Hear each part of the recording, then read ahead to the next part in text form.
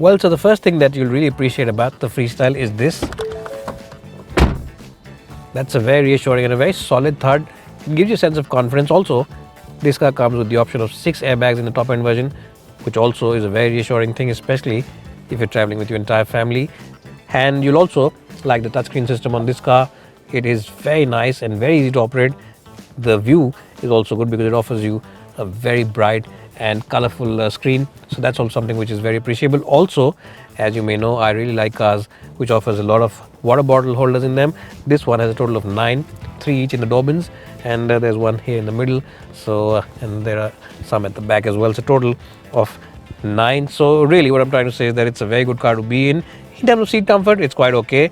In terms of the overall design, it's decent. The quality is very good, especially the lower end of the center console, a place where a lot of people don't pay attention to, is also solidly put together.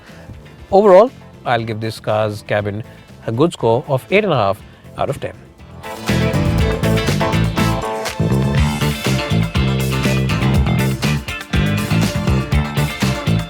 So in the backseat department, I like the seats because the cushioning is very good.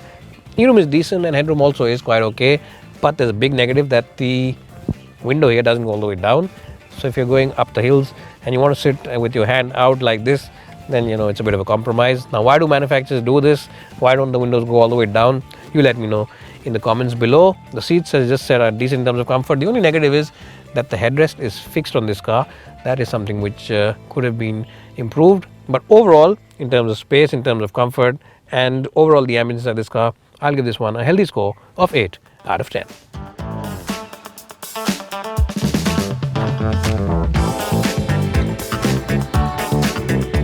Well, so the first thing that you'll truly appreciate about the Freestyle is its steering wheel. What a direct steering wheel this car offers you. It is just an enjoyable car to drive, and it's communicative, it's direct, it just feels very responsive, and it's very accurate as well. So all the good words, all the positives that there are in the market, I'll say those words for the steering wheel. It really is a very engaging car to drive, and not only the steering wheel but also the chassis of this car is very dynamic. In fact, if you're in the market for any hatchback but you want something with a little more personality, then I would suggest that even if you're in the market for a Figo or a Nios or a Swift or an i20, then forget all those cars and just get this one, because this car is better to drive than all of them out there. Now, the chassis also feels very agile, and this car loves to change directions quickly. The gearbox also is a joy to operate. In fact, on some days you'll just be changing gears, because changing gears is such an enjoyable experience on this car. What you'll also like is the very good ride comfort on this car. No matter what speeds you're doing, you might be doing slow city speeds, you might be doing fast highway speeds, this car offers you a very corsetting ride, and it feels very pliant. Even if you're going over those badly patched roads in the city or maneuvering your car over those rumble strips, then this car will soak in all those bumps. So dynamically and driving wise, Ford has really sorted out the chassis and the overall ride quality on the Freestyle. Now, this car comes with 2 engine options. There's a 1.2 petrol and there's also a 1.5 diesel. The diesel is the most powerful one at this price point, and it's a very good motor to drive. It's enjoyable to drive, and I think that it's definitely ahead of the Nios, which offers you only a 1.2 liter diesel, and it's also ahead of the i20, which offers you a 1.4 diesel, because it's more powerful, it's more refined, and it also feels a lot more responsive. And this engine responds from about 1400 or 1500 rpm, which makes it a very, very good car for city driving, because you don't have to wait for that turbo to spool. So it's enjoyable to drive because it's like a petrol motor, and it's also very good in terms of refinement. Now, talking about the petrol, the 1.2 petrol is also quite decent.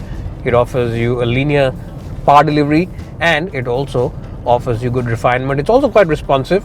It responds from about 1200 1300 rpm, and it is quite a nice and tractable motor as well. So both the diesel and the petrol are quite good to drive. So overall, what I'm trying to say is that if you are in the market and you call yourself a keen driver, then this is a great little package for you. It's good to drive, it's good for ride comfort, and it's good for the steering wheel as well as gearbox accuracy as well.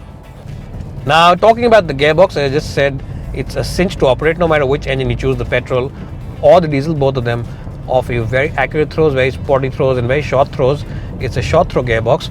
Now, talking about the gearbox, no matter which engine you choose, you might choose the petrol, you might choose the diesel. Both of them offer you very accurate, very sporty, and very short throw gearboxes, which means that you only have to do this to change gears. You don't have to, use your hand long and have that long throw.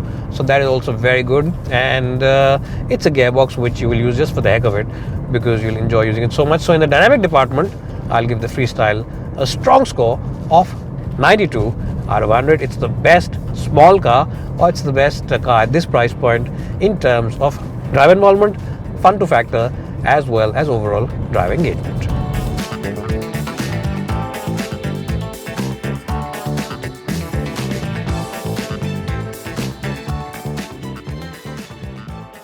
Well, so if you're in the market for a hatchback but don't want to go with the usual Swift or the i20, then the Freestyle really is the hatchback with a lot of attitude. In fact, it is a crossover which has loads of personality. And if you're also in the market for an EcoSport or the Venue but don't want to spend that kind of money but want a car which drives really like the EcoSport, which is comfortable like the EcoSport, and which has solid build quality like the EcoSport as well as features and safety, then this is a good option for you. You should definitely go ahead at the Ford dealership and check this car out. And what's more, with Ford's new alliance with Mahindra, their after sales as well as warranty packages are going to be much improved and be taken care of. So this really is a strong package, and I recommend a strong buy. It's bye for now, and thanks for watching.